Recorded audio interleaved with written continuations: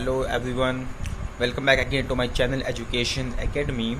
और आज हम लोग पढ़ने जा रहे हैं टॉपिक इलास्टिसिटी ऑफ डिमांड। इससे पहले हम लोगों ने पिछले वीडियोस में लॉ ऑफ डिमांड का पूरा चैप्टर कंप्लीट किया था और एक काफ़ी लंबा टाइम बीत गया है मुझे इस वीडियो को अपलोड करने में, सो आई एम सॉरी इतना लंबा टाइम गैप होने के लिए।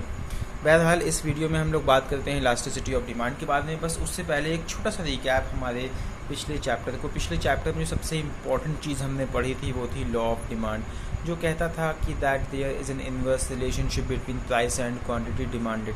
तो लॉ ऑफ डिमांड हमको एक्सप्लेन करता था रिलेशनशिप प्राइस और क्वांटिटी डिमांडेड के बीच में। कहता था कि प्राइस के घटने पर डिमांड बढ़ेगी, प्राइस के बढ़ने पर डिमांड घटेगी। बट लॉ ऑफ डिमांड एक बहुत ही इम्पॉर्टेंट चीज़ हमें नहीं बताता था। वो इम्पॉर्टेंट चीज़ ये थी कि प्राइस के घटने पर डिमांड कितना बढ़ेगी या प्राइस के बढ़ने पर डिमांड कितना घटेगी। तो in this chapter we will study about by what amount the quantity demanded of a commodity will change in response to a change in its price. So elasticity इसी चीज़ के बारे में है। इलास्टिसिटी का मतलब होता है चेंज या रिस्पॉन्स, किसी चीज़ में होने वाला चेंज या फिर रिस्पॉन्स। तो यहाँ पर हम लोगों को समझना है, हमारा टॉपिक है इलास्टिसिटी ऑफ डिमांड, यानी कि डिमांड में होने वाला चेंज या डिमांड जो रिस्पॉन्स करती है प्राइस में चेंज होने पर। तो मीनिंग है इलास्टिसिटी ऑफ डिमांड की that it refers to the degree of responsiveness of quantity demanded of a commodity to a change in any of its determinants. Okay, so हम लोग बहुत ही सिस्टमेटिक वे में चलने वाले हैं और हर एक टॉपिक को बहुत शॉर्ट में समझने की कोशिश करेंगे। और आप लोगों का इस साल इस पैंडेमिक की वजह से सिलेबस भी कम हो गया है, तो इस सिलेबस के कम हो जाने की वजह से हम लोगों को बहुत ज़्यादा डिटेल्ड स्टडीज़ में नहीं करनी पड़ेगी, थोड़ा सा आप लोगों को राहत रहेगी। आगे बढ़ते हैं हम लोग। Elasticity of demand I hope समझ में आ गया होगा। बस आगे बढ़ने से पहले एक छोटी सी रिक्वेस्ट है, अगर आप लोगों को थोड़ा समझ में आता होता है तो प्लीज़ यार चैनल को सब्सक्राइब कर दो, वीडियो को लाइक करो, शेयर करो दोस्तों के बीच में, फ्रेंड्स के बीच में, और प्रमोट करो यार वीडियोज़ को। ओके, चलो टाइप्स पर चलते हैं। इलास्टिसिटी ऑफ डिमांड तो समझ में आ गया होगा। टाइप्स पर चलते हैं। टाइप्स में फर्स्ट टाइप है price elasticity of demand. Price elasticity of demand का मतलब होता है कि प्राइस में चेंज होने पर डिमांड में जो चेंज हो रहा है, ऐसी इलास्टिसिटी ऑफ डिमांड को हम लोग कहेंगे प्राइस इलास्टिसिटी ऑफ डिमांड। यानी कि यहाँ पर डिमांड में जो रिस्पॉन्स होगा वो चेंज इन प्राइस की वजह से होगा। दूसरा है इनकम इलास्टिसिटी ऑफ डिमांड, यानी कि यहाँ पर डिमांड में जो रिस्पॉन्स या फिर चेंज होगा वो इनकम की वजह से होगा। और तीसरा है क्रॉस इलास्टिसिटी ऑफ डिमांड। यहाँ पर किसी कमोडिटी की डिमांड में होने वाला चेंज उसकी किसी रिलेटेड गुड की प्राइस में होने वाले चेंज की वजह से होगा। फॉर एग्जाम्पल, अगर पेप्सी की प्राइस बढ़ने पर कोक की डिमांड बढ़ जाती है तो ऐसी इलास्टिसिटी ऑफ डिमांड को हम कहेंगे cross elasticity of demand. Okay, but out of these three types price elasticity of demand is most important. Okay, now we will gonna study price elasticity of demand. देखो यार, बहुत ही आसान से topics हैं, इसमें ज़्यादा समझने की ज़रूरत नहीं पड़ेगी। बट स्टिल आप लोग फर्स्ट टाइम पढ़ रहे हैं, कोई कन्फ्यूजन हो तो प्लीज़ यार कमेंट सेक्शन में ज़रूर पूछना। Okay, price elasticity of demand is a measurement of percentage change in quantity demanded due to percentage change in own price of the commodity. क्या मतलब हुआ प्राइस इलास्टिसिटी ऑफ डिमांड का? मतलब हुआ कि मेजर करना, नापना, percentage change in quantity demanded. Quantity demanded में होने वाला परसेंटेज में होने वाले चेंज को किसी परसेंटेज में नापना। ओके, और उस परसेंटेज को कंपेयर करना प्राइस में होने वाले परसेंटेज चेंज से।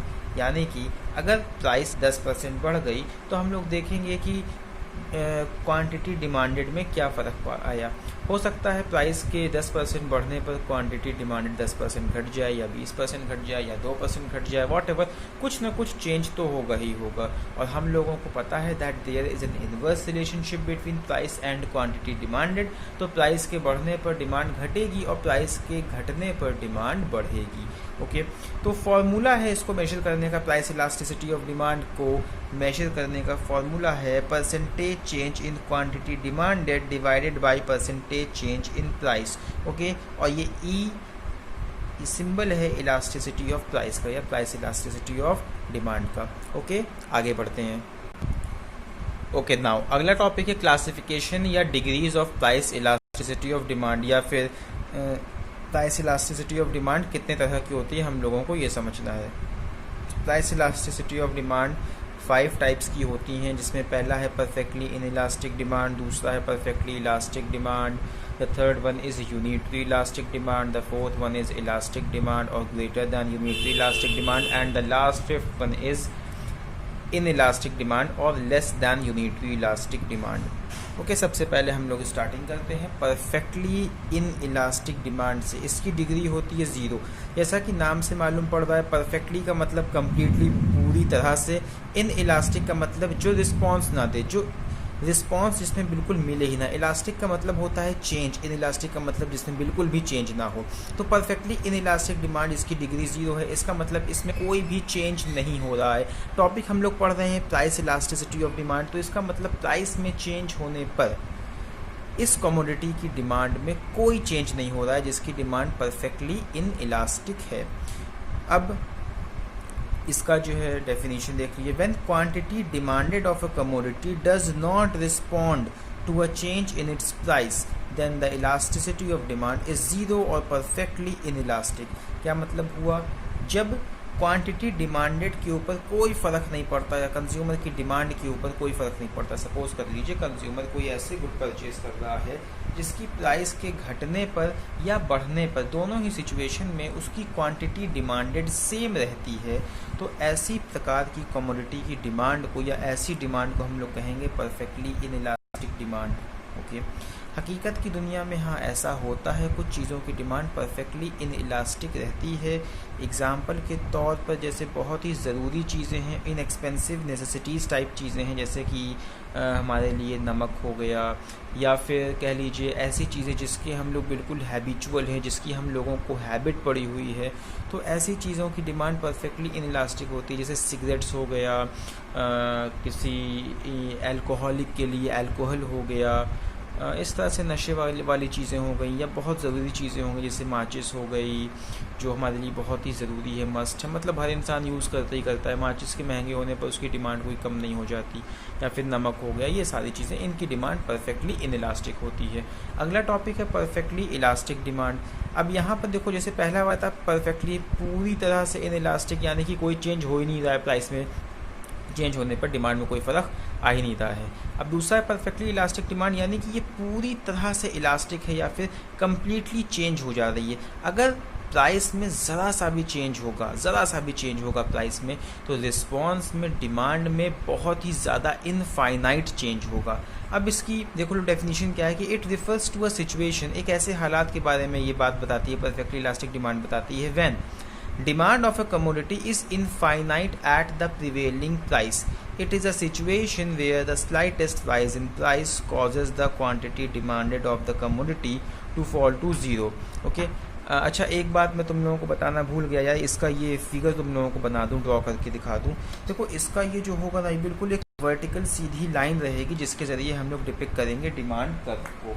ओके, ये डिमांड कर्व की जो लाइन रहेगी ये एकदम ऐसे सीधी रहेगी। ये सीधी लाइन क्या शो करती है, ये सीधी लाइन शो कर रही है वाई एक्सिस से पैरेलल है ये लाइन शो कर रही है, इसको हम लोग मार्क कर लेते हैं डी एंड डी, यानी कि डिमांड कर्व है। ये लाइन शो कर रही है कि ये जो क्वांटिटी डिमांडेड है, ये इसको हम Q1 मान लेते हैं, ये इतनी ही रहेगी, इसमें कोई चेंज होने वाला है ही नहीं। जैसे सपोज कर लो प्राइस इतनी है, तो इतनी प्राइस पर क्वांटिटी डिमांडेड इतनी है। देखो ये प्राइस पर क्वांटिटी डिमांडेड है, ये प्राइस मान लेते हैं हम लोग P1 मान लेते हैं हम लोग प्राइस। ओके, अब सपोज कर लेते हैं प्राइस बढ़ी, तो प्राइस के बढ़ने पर रिस्पॉन्स कुछ नहीं हुआ डिमांड के ऊपर, अभी भी स्टिल डिमांड उतनी है। प्राइस बढ़ने को हम लोग P2 मान लेते हैं, और प्राइस मान लेते हैं घट गई, तो प्राइस के घटने पर भी कोई रिस्पॉन्स नहीं हो रहा है। सपोज कर लेते हैं इतनी हो गई प्राइस, घटने पर भी कोई रिस्पॉन्स नहीं हो रहा है, P0। इस सिचुएशन में भी डिमांड Q1 ही है। तो डिमांड जब बिल्कुल चेंज हो ही नहीं रही, डिमांड में किसी भी तरह का कोई फ़र्क नहीं आ रहा है, ऐसी डिमांड को हम लोग बोलेंगे परफेक्टली इन इलास्टिक डिमांड। वहीं दूसरी तरफ परफेक्टली इलास्टिक डिमांड है, जहाँ पर ज़रा सा प्राइस में चेंज होने पर demand of a commodity directly 0 पे पहुँच जा रही है।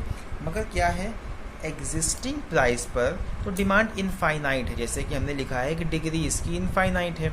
तो एक कमोडिटी है, उस एग्जिस्टिंग प्राइस पर कंपनी जितना चाहे उतना कमोडिटी सेल कर सकती है, बट अगर कंपनी ने ये किया कि ज़रा सा भी प्राइस बढ़ा दिया तो उस कमोडिटी की जो डिमांड होगी वो सीधे ज़ीरो हो जाएगी। तो it is a situation where the slightest rise in price causes the quantity demanded of the commodity to fall to zero. अब देखो इसके पीछे का तुम लोगों को ज़्यादा लॉजिक तो समझ में नहीं आने वाला है, बट ये समझ लो कि ये एक तरह का अजम्पशन है। Chapter number 9 forms of market अगर फ्रैंक की बुक से तुम लोग पढ़ोगे तो उसमें एक टॉपिक है परफेक्ट कॉम्पिटिशन। एक फॉर्म्स ऑफ मार्केट में एक तरह की मार्केट जिसको हम लोग कहते हैं परफेक्ट कंपटीशन। तो ये परफेक्ट कंपटीशन के अजम्पशन को लेकर बताया गया है। अब परफेक्ट कंपटीशन तुम लोगों को मैं तब पढ़ा दूंगा जब उस वीडियो के ऊपर आऊँगा, जब वो पर्टिकुलर टॉपिक स्टार्ट होगा। अभी तुम लोग ये मान कर चलो, इसको अज्यूम कर लो, अगर थोड़ी भी प्रॉब्लम हो रही है तो इसको अज्यूम कर लो कि परफेक्टली इलास्टिक डिमांड में ये होता है कि एग्जिस्टिंग प्राइस पर तो क्वांटिटी डिमांडेड इनफाइनाइट होती है, कितनी भी बिक जाएगा, जितना प्रोड्यूसर प्रोड्यूस करेगा सब बिक जाएगा बट एग्जिस्टिंग प्राइस पर। बट अगर प्रोड्यूसर ने ये किया कि ज़रा सा भी प्राइस उसने अपनी बढ़ा दिया तो उस प्रोड्यूसर की जो कमोडिटी है उसकी डिमांड मार्केट में डायरेक्टली ज़ीरो हो जाएगी। ओके, इसके पीछे रीज़न ये है कि मार्केट में ढेर सारे प्रोड्यूसर हैं जो एक जैसा सामान बेच रहे हैं, तो अगर और सबकी प्राइस भी एक है, तो अगर किसी एक ने ज़रा सा भी कीमत बढ़ाया तो कस्टमर उसकी दुकान को एकदम छोड़ देंगे और उसकी कमोडिटी की डिमांड एकदम ख़त्म हो जाएगी, ज़ीरो हो जाएगी। इसके कर्व को हम लोग कुछ यूँ ड्रॉ करेंगे, बिल्कुल एक हॉरिजॉन्टल लाइन रहेगी, बिल्कुल सीधी सी लाइन एक्स एक्सिस के। इसको हम लोग नाम देते हैं डी डिमांड कर्व, और ये है हमारी प्राइस यानी कि P1। अब इस प्राइस P1 पर अगर प्रोड्यूसर चाहे तो Q1 क्वांटिटी भी सेल कर सकता है, प्रोड्यूसर चाहे तो Q2 क्वांटिटी भी सेल कर सकता है, और वो चाहे तो Q3 क्वांटिटी भी सेल कर सकता है। इलास्टिसिटी ऑफ डिमांड इस सिचुएशन में इनफाइनाइट होगी, और इस सिचुएशन में इलास्टिसिटी ऑफ डिमांड ज़ीरो होगी। ओके, तो आई होप कि तुम लोगों को अभी तक यहाँ तक की बात। चलो भाई, अगला टॉपिक यूनिटरी इलास्टिक डिमांड, जिसकी डिग्री है 1। When percentage change in price causes an equal percentage change in quantity demanded, then the elasticity of demand is unitary elastic। इसकी डिग्री 1 होने का मतलब ये हुआ कि जब डिमांड में चेंज होने पर प्राइस में चेंज होने पर डिमांड में एकदम प्राइस के बराबर का ही परसेंटेज चेंज हो, तो इसी सिचुएशन को हम लोग कहेंगे यूनिटरी इलास्टिक डिमांड। सपोज कर लीजिए कोई एक कमोडिटी है जिसकी प्राइस अगर 10% बढ़ती है तो उस कमोडिटी की डिमांड एग्जैक्टली 10% ही घट जाती है, और अगर उसकी प्राइस 10% घटती है तो डिमांड एग्जैक्टली 10% ही बढ़ जाती है।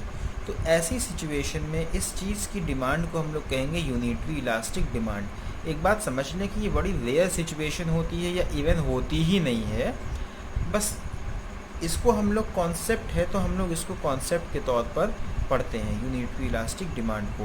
ओके, तो यहाँ पर एग्जाम्पल भी लिखा हुआ है, suppose price decreases by 10% then quantity demanded increases exactly by 10% and vice versa.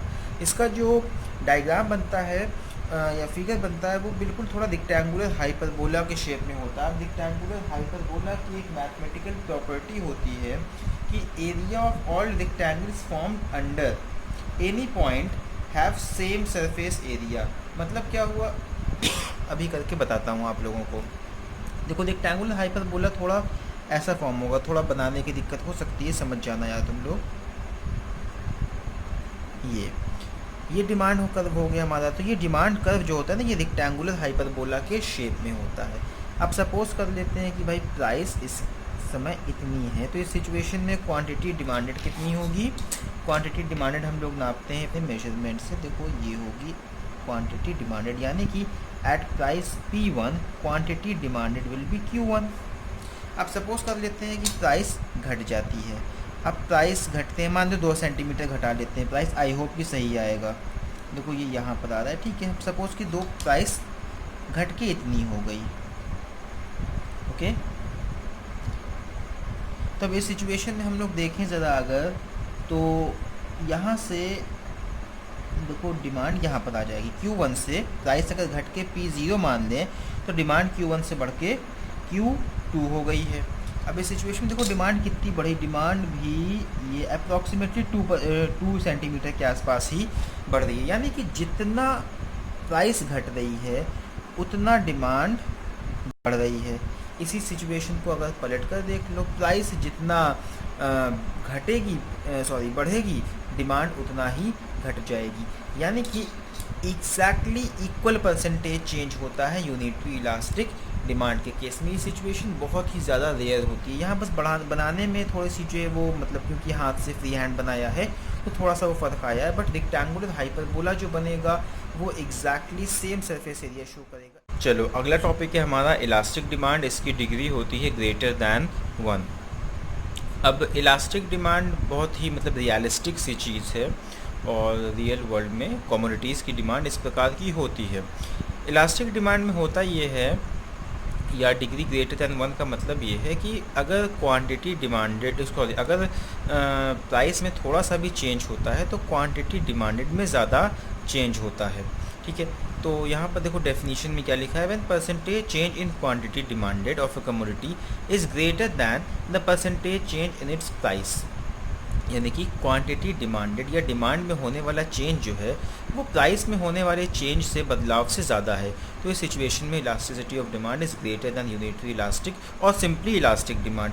For example, if price decreases by 10% then quantity demanded will increase by more than 10%, say 20% or 30% or 40-50 whatever the amount it may be, but it will increase more than 10%। अब आम तौर पे क्या होता है, बहुत से ऐसे सामान होते हैं स्पेशली लग्जूरियस टाइप प्रोडक्ट जैसे मोबाइल फ़ोन हो गया या गाड़ियाँ हो गई, कार वगैरह हो गई, अगर इनकी प्राइस में थोड़ी भी कमी आती है ना तो इनकी जो डिमांड होती है रिस्पांस में वो प्राइस से कहीं ज़्यादा बढ़ जाती है। प्राइस में होने वाली कमी के मुकाबले में परसेंटेज चेंज से कहीं ज़्यादा चेंज होता है इन कमोडिटीज़ की डिमांड में। ओके, इसको हम लोग शो करते हैं, ज़रा एक कर्व बना लेते हैं, हम लोगों को बहुत ही अच्छे से समझ में आएगा। इसका कर्व जो होता है ना वो थोड़ा सा फ्लैटर होता है। फ्लैटर का मतलब देखो यूँ ये शेप लिए रहता है, ये देख रहे हो, थोड़ा शेप इसका ऐसा आएगा। इसको हम नाम देते हैं डी डी, जैसे कि अभी तक हम लोग अपने सारे कर्व्स को नाम देते हुए चले आ रहे हैं। अब इसी से तुम लोग जैसा मिला के देख लेना, चाहे तो घर पे बना के देख लेना। सपोज कर लेते हैं हम कि ये प्राइस है, ओके, प्राइस P1, तो इस डिमांड कर्व के मुताबिक इस P1 प्राइस पर क्वांटिटी डिमांडेड होगी हमारी Q1। ओके, अब मान लो कि प्राइस थोड़ा सा घटी, नाप लेते हैं हम लोग, देखो 1 सेंटीमीटर के डिस्टेंस हम लोग प्राइस घटाते हैं। ठीक है, अब प्राइस देखो इतना सा घटी, तो इसी डिमांड कर्व पे हम लोग ड्रॉ करें। देखो इसी डिमांड कर्व के मुताबिक प्राइस के घटने पर डिमांड कितना बढ़ी। देखो प्राइस घट की हो गई, मान लेते हैं P0, और सिचुएशन में बाद डिमांड बढ़कर हो गई Q1 से Q2। प्राइस तो इतना सा थोड़ा सा घटी है, मगर तुम लोग देख सकते हो कि रिस्पांस में डिमांड में जो चेंज या इंक्रीज़ हो रहा है वो प्राइस में होने वाले चेंज से कहीं ज़्यादा है। तो ऐसी डिमांड को हम लोग बोलेंगे ग्रेटर दैन 1, और ये वाली डिमांड जहाँ पर बराबर चेंज हो रहा है इसको हम लोग बोलेंगे इज़ इक्वल टू 1। ओके, तो इलास्टिक डिमांड, आई होप तुम लोगों को ये भी समझ में आ गया होगा। चलते हैं अगले टॉपिक के ऊपर जल्दी से, वीडियो काफ़ी लंबी हो गई है तो इस टॉपिक को जल्दी से आज हम लोग ख़त्म कर लें, फिर आगे देखते हैं। ओके, आगे अब अगला है इन इलास्टिक डिमांड, इसकी डिग्री है लेस दैन 1। ओके, तो demand is set to be inelastic when the percentage change in the quantity demanded of a commodity is less than the percentage change in its price. क्या बात कही जा रही है कि demand को in elastic तब कहा जाएगा जब परसेंटेज चेंज, क्वांटिटी डिमांडेड में होने वाला परसेंटेज चेंज इन प्राइस से कम हो। एग्जाम्पल, अगर प्राइस घटती है 10% तो इस सिचुएशन में क्वांटिटी डिमांडेड बढ़ेगी मगर 10% से कम बढ़ेगी। इसको बड़े आसान शब्दों में यूँ समझो कि इलास्टिक डिमांड में जो चेंज होता है वो ज़्यादा होता है, इन इलास्टिक डिमांड में जो चेंज होता है, जो डिग्री ऑफ रिस्पॉन्सिवनेस होती है वो बहुत ही कम होती है। यानी कि ऐसी कमोडिटीज़ जिनकी डिमांड इनइलास्टिक है, तो इनकी प्राइस के घटने से या बढ़ने से इनकी डिमांड पे कोई ख़ास इफ़ेक्ट नहीं पड़ता है। जैसे कुछ सामान हमारे लिए बहुत ही ज़रूरी होते हैं, ज़रूरी किस्म के सामान जो होते हैं जिनका हम लोग फ्रीक्वेंटली इस्तेमाल करते हैं रोज़मर्रा के कामों में, जैसे सब्ज़ियाँ हो गई, खाने पीने के सामान, दाल हो गया, राशन हो गया हमारे घर का।